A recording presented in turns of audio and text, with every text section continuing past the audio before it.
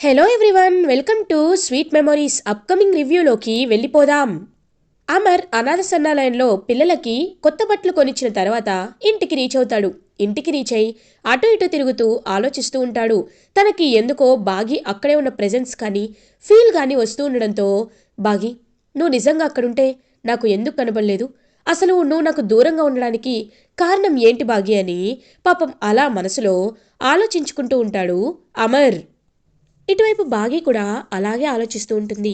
అమర్ని తను చూసిన విషయాన్ని గుర్తు చేసుకుంటూ, ఏవండి, నేను మీకు దూరంగా ఉండడానికి కారణం నేను మీకు ఇప్పట్లో చెప్పలేను.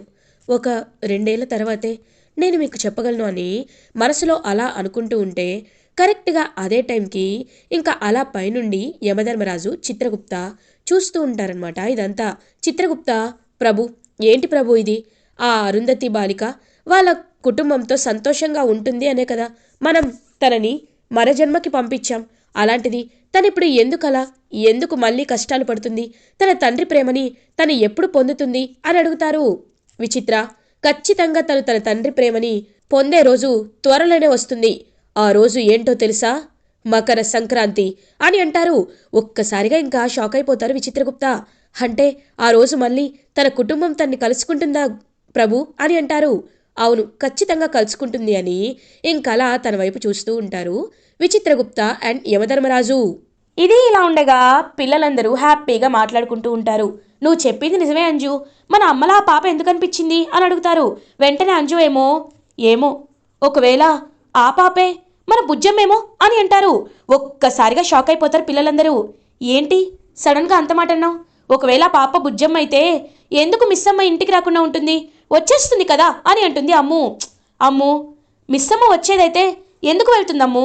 వెళ్ళదు కదా. కాబట్టి నాకు తెలిసి బుజ్జమ్మకి మనకి ఏదో కనెక్షన్ ఉంది అనిపిస్తుంది. ఒకసారి మనం కూడా బుజ్జమ్మ ఇంటికి వెళ్తే తెలుస్తుంది అని అంటుంది అంజు. కానీ డాడ్ మనల్ని పంపించారు కదా, ఏదో ఒక రోజు చూసుకొని ఖచ్చితంగా ఒకరోజు వెళ్దాం. లేకపోతే పాపనే పిలిచి మన ఇంట్లో కాసేపు ఆడుకొనిచ్చి మనం ఫ్యామిలీ డీటెయిల్స్ అడుగుదాం. అప్పుడు ఖచ్చితంగా పాప మనకి చెప్తుంది కదా అని ఇంక పిల్లలు మాట్లాడుకుంటూ ఉంటే అప్పుడే మనోహరి వచ్చి షటాప్ అని గట్టిగా అరుస్తుంది. ఒక్కసారిగా పిల్లలందరూ పాపం షాక్ అయిపోతారు. ఏంటంటీ ఇప్పుడు మేము ఏం చేసామని అని అంటారు. ఏం చేశారా ఏంటి? చదువుకోకుండా సొల్లు కబుర్లు చెప్పుకుంటున్నారు. అయినా మీకేం చెప్పాను? బాగా చదువుకోవాలి, అప్పుడే కదా అమర్ మిమ్మల్ని ప్రేమగా చూసుకుంటాడు. చదువుకోకపోతే చూస్తాడా అని అంటారు. ఆంటీ, ఒకసారి మీరు మా ప్రోగ్రెస్ రిపోర్ట్ చెక్ చేయండి. కావాలంటే మేనేజ్మెంట్ దగ్గరికి వెళ్ళి ప్రిన్సిపల్ సార్ దగ్గరికి వెళ్ళి మా పర్ఫార్మెన్స్ ఏంటో అడగండి, వాళ్ళే చెప్తారు. మీ వల్లే డాడీ మమ్మల్ని కోప్పడుతున్నారు, ఆ విషయం మాకు తెలియదు అనుకుంటున్నారా అని అంటుంది. ఏయ్, ఏంటమ్ము, పెద్దదాన్ని కదా నూరుకుంటుంటే నాకే ఎదురు సమాధానం చెప్తున్నావా అని అంటుంది మనోహరి. అవునంటీ, చెప్తాను. మీలా మా మిస్ అమ్మ ఎప్పుడు ప్రవర్తించలేదు. ఒకవేళ ఏ విషయంలో అయినా మేము వెనకబడి ఉంటే మమ్మల్ని మోటివేట్ చేస్తారు, మీలా మమ్మల్ని డీమోటివేట్ చేయరు. ఆంటీ, ఇప్పుడు చెప్తున్నాం, ఇంకొకసారి కారణం లేకుండా మాపై అరిస్తే మాత్రం మేము ఊరుకోమాంటీ అని అక్కడి నుండి వెళ్ళిపోతారు పిల్లలు. ఒక్కసారిగా మనోహరి కుప్పకూలిపోతుంది. ఇంక చెంబా, చూసావా మనోహరి, అరుంధతి పాపని ఒక్కసారి ముట్టుకోగానే వీళ్ళకి ఎక్కలేని ధైర్యం వచ్చింది.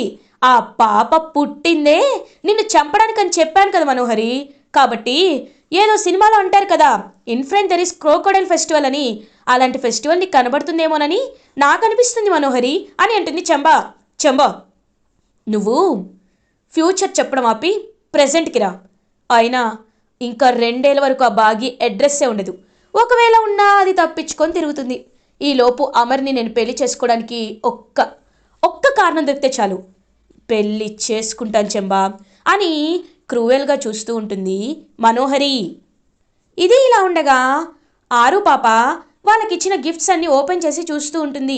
ఇంకా అదే టైంకి పాపం బాగి, ఏంటి చిట్టి తల్లి, ఏంటి గిఫ్ట్స్ అన్నీ అని అంటారు. అమ్మా, అంజు అక్కని చెప్పాను కదా, ఆ అక్క వాళ్ళ అక్కల్ని అన్నయ్యల్ని పరిచయం చేసింది, వాళ్ళు నా కోసం ఈ గిఫ్ట్స్ ఇచ్చారు అని అంటారు. పాప, బుజ్జమ్మ, ఈ గిఫ్ట్స్ తీసుకోవద్దని నీకు చెప్పాను కదా అని అంటారు. లేదు మమ్మీ, నేను గిఫ్ట్స్ వద్దనే చెప్పాను, కానీ నన్ను వాళ్ళు బలవంతం చేశారు. అది మాత్రమే కాదు మమ్మీ, ఎందుకో వాళ్ళని చూడగానే నాకు బాగా తెలిసిన వాళ్ళలాగా, వాళ్ళు నాకు సొంత వాళ్ళ అనిపించారు మమ్మీ అని అంటుంది ఆరు పాప. బాగికి ఏం అర్థం కాదు, షాకింగ్గా చూస్తూ ఉంటుంది. ఇదంతా వింటున్న రాజుగారు మాత్రం ఏదో అనిపించడం ఏంటి, వాళ్ళు నీ సొంత అక్కలు అన్నలు బుజ్జమ్మ, అందుకే నీకు అలా అనిపిస్తుంది అని పాపం రాజుగారు మనసులో అనుకుంటారు. ఏది గిఫ్ట్ ఓపెన్ చేయి అని చెప్పి ఇంకలా అంజు గిఫ్ట్ ఓపెన్ చేయగానే అందులో ఒక డ్రెస్ ఉంటుంది. అరే, ఈ కలర్ చాలా బాగుందే, ఈ కలర్ అంజుకి ఇష్టం అని అంటుంది బాగి. ఒక్కసారిగా పాప షాక్ అవుతుంది. మమ్మీ, నీకు అంజు అక్క తెలియదు కదా, ఆ అక్క ఫేవరెట్ కలర్ నీకెలా తెలుసు అని అడుగుతుంది. అంటే జస్ట్ గెస్ చేశారంతే బుజ్జమ్మ అని తడబడుతుంది. ఇంకా అలా ఒక్కొక్క బాక్స్ ఓపెన్ చేస్తే ఇంకొక బాక్స్లో మదర్ అండ్ చైల్డ్ ప్యారెట్ అయితే ఉంటుంది. ఒక్కసారిగా ఆ బాక్స్ గిఫ్ట్ చూసి షాక్ అవుతుంది బాగి. ఎందుకంటే ఫ్లాష్ బ్యాక్లో ఒకసారి అంజు బర్త్డేకి అరుంధతి ఆత్మగా ఉన్నప్పుడు కొన్ని తాటాకులతో మదర్ అండ్ చైల్డ్ ప్యారెట్ని చేస్తుంది, చిలుకల్ని ప్యారెట్స్ని చేసి అంజుకి గిఫ్ట్ ఇవ్వమని బాగీకి ఇస్తుంది. అది గుర్తు చేసుకుంటుందన్నమాట బాగి. ఇది అక్కకి అంజుకే చేయడం వచ్చు అంటే బుజ్జమ్మ మాట్లాడుతుంది పిల్లలతోనా అని బాగి షాక్లో ఉండిపోతుంది. మమ్మీ, ఇవి చాలా బాగున్నాయి కదా, చాలా బాగున్నాయి, ఇదిగో ఈ మమ్మీ ప్యారెట్ నువ్వు, ఈ చైల్డ్ ప్యారెట్ నేను అని చెప్పి ఇంకా అలా ఒక దగ్గర హ్యాంగ్ చేస్తుంది పాప. అదంతా చూస్తూ బాగీకేం అర్థం కాదు. అలా ఆలోచిస్తుంటే రాజుగారు, అమ్మ బాగి, నువ్వు ఆలోచిస్తుంది నిజమేనమ్మా, నువ్వు అనుకుంటుంది నిజమే, పాపని కలిసిన వాళ్ళు నీ పిల్లలే అనేసరికి ఒక్కసారిగా పాపం షాక్ అయిపోతుందనమాట బాగి. అంటే విధి మళ్ళీ మమ్మల్ని కలపడానికే ఇక్కడికి తీసుకొచ్చిందా బాబాయ్ గారు అని అంటుంది. చూడమ్మా, విధి దగ్గర వాళ్ళని దూరం చేస్తుంది, దూరం వాళ్ళని దగ్గర చేస్తుందని ఇందాకే అమరేంద్ర గారు చెప్పారు. అది నిజమమ్మా. ఏ కారణం లేకుండా పాపకి ఇక్కడ స్కూల్లో సీట్ రాదు, ఏ కారణం లేకుండా అంజు పాప ఇంకా పాపతో పాటే చదవదు, ఏ కారణం లేకుండా పిల్లలు అంతలా పాపకి అటాచ్ అవ్వరు. మీరు కలవాలని దేవుడు విధి కోరుకుంటుంది అమ్మా, అందుకే మీరు కలవాలని అందరూ కోరుకుంటున్నారు అని పాపం రాజుగారు చెప్పేసరికి బాగి కూడా ఆలోచనలో పడుతుంది. కానీ ఇంకొక 2 ఏళ్ళు అమ్ము ప్రాణానికి ప్రమాదం లేదు అన్నప్పుడే నేను ఆయన్ని కలవాలి, కలిసి తీరాలి, నేను అనుకున్నదంతా ఆయనకి చెప్పాలి అని మనసులో అనుకుంటుంది బాగి. ఇది ఇలా ఉండగా నెక్స్ట్ డే మార్నింగ్ అవుతుంది. అమర్ వాళ్ళ ఇంట్లో భోగి సెలబ్రేషన్స్ అయితే స్టార్ట్ అయిపోతాయి. ఇంకలా భోగి మంటలు వేసుకోవడానికి అమర్ వాళ్ళ ఫ్యామిలీ అందరూ సిద్ధమవుతుంటే మనోహరి మాత్రం ఎప్పుడు చాలా ఫేస్ అంతా అదలా పెట్టుకొని, అయినా ఇప్పుడు ఈ పండగ చేయడం ఏంటి, అవసరమా అని అంటుంది. అవసరమే ఆంటీ, ఎందుకంటే ప్రతి పండగని సెలబ్రేట్ చేసుకోవాలని ఎప్పుడు మా అమ్మ మిస్ అమ్మ చెప్తారు, మీకు నచ్చకపోతే మీరు పార్టిసిపేట్ చేయొద్దా ఆంటీ అని ఇంకా అలా పిల్లలందరూ భోగి మంటలు వేసి భోగి మంటల చుట్టూ తిరుగుతూ ఉంటారు. అలా బాగి కూడా పాపతో భోగిని సెలబ్రేట్ చేసుకుంటూ ఉంటుంది. అలా ఆరు పాపకి భోగి పళ్ళని పోస్తూ ఉంటుందన్నమాట బాగి. ఇంకా అనాథ శరణాలయంలో పిల్లలు అండ్ పెద్దవాళ్ళు అందరూ వచ్చి ఆరు పాపకి భోగి పళ్ళు పోస్తూ ఉంటారు. కరెక్ట్గా అదే టైంకి ఇంకా అమర్ అండ్ ఫ్యామిలీ కూడా అలా వస్తూ ఉంటారు. ఒక్కసారిగా బాగి షాక్ అవుతుంది. ఇదేంటి వీళ్ళు మళ్ళీ వస్తున్నారు అనేసరికి, మమ్మీ నేనే చెప్పాను, ఎందుకంటే నువ్వు అంజు అక్కని చూడలేదు కదా, అంజు అక్క తన ఫోన్ నెంబర్ నాకు ఇచ్చింది, నేను వెంటనే అక్కకు ఫోన్ చేసి ఫంక్షన్కి రమ్మని చెప్పాను అని అనేసరికి ఒక్కసారిగా బాగి, అయ్యో బుజ్జమ్మ నాకు చెప్పకుండా ఎందుకు చేసావు బుజ్జమ్మ అని పాపం దాక్కోవడానికి వెళ్తుందనమాట. అలా బాగి ఇంకా పిల్లలు అమర్ కూడా అక్కడికి వస్తారు. వచ్చి పాపకి భోగి పళ్ళని పోస్తారు. భోగి పళ్ళు పోసి చాలా హ్యాపీగా వాళ్ళ డేనైతే పాపతో సెలబ్రేట్ చేస్తూ ఉంటారు. అవును, మీ మమ్మీ అన్నావు కదా, ఎక్కడా అని అడుగుతారు అమర్. మా మమ్మీ ఇప్పుడే అటుగా వెళ్ళింది అంకుల్ సార్ అని చెప్తుంది. ఇంక వెంటనే అమర్ అయితే చుట్టూ చూస్తూ ఉంటాడు. రాజుగారు, పాపకి ఎవరు లేరన్నారు, మరి అమ్మ అని అనేసరికి, తను ఈ హాస్టల్లో ఆర్ఫనేజ్లో వార్డెన్ అమరేంద్ర గారు, అందుకే తను చిన్నప్పటి నుండి తన్ని అమ్మ అని మమ్మీ అనే పిలుస్తుంది అని అంటారు. ఓ అవునా, నేను ఒకసారి ఆవిడని కలవాలి అని వెళ్తాడనమాట అమర్. బాగి వెనక్కి తిరిగి నించుంటుంది.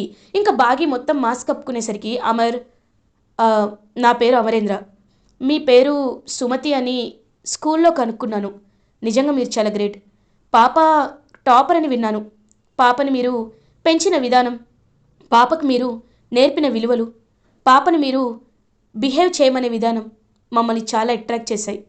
ఇలాంటి వాళ్ళు చాలా రేర్గా ఉంటారు. ఇఫ్ యూ డోంట్ మైండ్ పాపని వాళ్ళ మా ఇంటికి తీసుకువెళ్ళాలనుకుంటున్నాను, తీసుకువెళ్ళొచ్చా అని అడుగుతారు. ఇంకా వెంటనే అలా అమర్ అయితే చెప్తూ ఉంటే బాగి ఏమీ మాట్లాడకుండా చూస్తూ ఉంటుంది వెనక్కి తిరిగి. నేను మాట్లాడుతున్నాను, మీరెందుకు నన్ను చూడటం లేదు అని అమర్ అలా గమనించేసరికి ఎదురుగా ఉన్న వాటర్ నీడలో బాగీ ఫేస్ కనబడుతుంది. ఒక్కసారిగా అమర్ అయితే షాక్లో ఉండిపోతాడు. బాగి అని ఇంకా అలా బాగి చేయి పట్టుకొని వెనక్కి తిప్పి చూసేసరికి అక్కడ బాగి ఉంటుంది. ఒక్కసారిగా అమర్ అయితే అలా షాక్లో ఉండి బాగి అని బాగి వైపు చూస్తూ ఉండిపోతాడు. ఇంకలా పిల్లలందరూ వచ్చి మిస్సమ్మా అని చెప్పి బాగిని హక్ చేసుకుంటారు. అదంతా చూస్తున్నారు పాప ఒక్కసారిగా షాక్లో ఉండిపోతుంది. బాగి పిల్లల వైపు చూసి అందరినీ హక్ చేసుకుని ఉండగానే అప్పుడే అమర్ ఇంకా బాగి దగ్గరికి వచ్చి, చూడు బాగి, నువ్వెందుకు వెళ్ళిపోయావో నేను కారణాలు అడగను, ఎందుకు దాక్కుంటున్నావో నేను కారణాలు అడగను. ఎందుకంటే కారణం చెప్పేదానివి అయితే నువ్వు ఆ రోజే చెప్పేదానివి. కానీ నాకు కారణం చెప్పకుండా నాకు దూరం అయ్యావు కాబట్టి బాగి, నేను అడుగుతుంది ఒక్కటే, ఎందుకు నా హారుని మళ్ళీ తండ్రి లేని బిడ్డని చేశావు?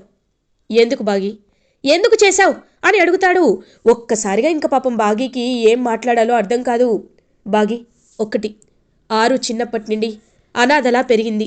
ఆరుకి తల్లిదండ్రుల ప్రేమ తెలీదు. మళ్ళీ ఆరు మన కోసం ఈ భూమిపైకి వచ్చింది. అలాంటి ఆరుకి 6 నెలల్లోనే మా ప్రేమని దూరం చేసేయాలని నీకెందుకు అనిపించింది బాగి అని అడుగుతాడు అమర్. ఏమండి, దానికి ఒక కారణం ఉందండి అని అంటారు. వద్దు, కారణాలు చూపించి నిన్ను నువ్వు సమర్థించాలి అని సమర్థించుకోవాలి అని అనుకోవద్దు బాగి. కారణాలు ఉండే ప్రేమ నాకు ఇష్టం ఉండదు. కారణం చూపించి ఇదిగో నేను నిన్నెందుకు ప్రేమిస్తున్నాను, ఇదిగో నేను నిన్నెందుకు ద్వేషిస్తున్నాను అనడం నాకు ఇష్టం ఉండదు. ప్రేమ అనేది ఎప్పుడైనా కారణం లేకుండానే ఉండాలి. కారణాలతో దూరం అయ్యావంటే నా ప్రేమలో ఏదో లోపం ఉన్నట్టే కదా బాగి. సరే, నాలో ఏ లోపం చూసావో నాకు తెలీదు, నాకు దూరం అయ్యావు. కానీ ఒకటి చెప్తున్నాను, నా ఆరు నా కన్న కూతురు తండ్రి లేని బిడ్డగా ఈ అనాథ శరణాలయంలో పెరగడం నాకు ఇష్టం లేదు. అందుకే నేను తన్ని నా ఇంటికి తీసుకురావాలనుకుంటున్నాను. తనకి తల్లిగా నువ్వు కూడా నా ఇంటికి రావాలి బాగి, ఖచ్చితంగా రావాలి. పాపకి ఒక తండ్రి, 2 అన్నలు 2 అక్కలు ఉన్నారని తెలియాలి. తనతో ఒక పెద్ద కుటుంబం తెలియాలి. తన పెద్దమ్మని తను చూడాలి, ఫోటోని చూడాలి. బయలుదేరదాం అని అమర్ ఇంకా పాప దగ్గరికి వచ్చి పాపని చాలా హ్యాపీగా హక్ చేసుకొని ఇంకా అలా అమర్ ఫ్యామిలీ అందరూ కలిసి ఇంటికి బయలుదేరుతారు. ఇదంతా చూస్తున్న మనోహరికి ఏం చెయ్యాలో అర్థం కాదు. ఇంకా అలా భోగి పళ్ళు పోసిన తర్వాత పాపని సంక్రాంతి రోజు తన ఇంటికి తీసుకువెళ్తాడనమాట అమర్. మనోహరి, నువ్వేం జరగకూడదనుకున్నావో అదే జరిగింది మనోహరి అని చెప్పి ఇంకా అలా మనోహరి వైపు చూస్తూ ఉంటుంది చెంబ.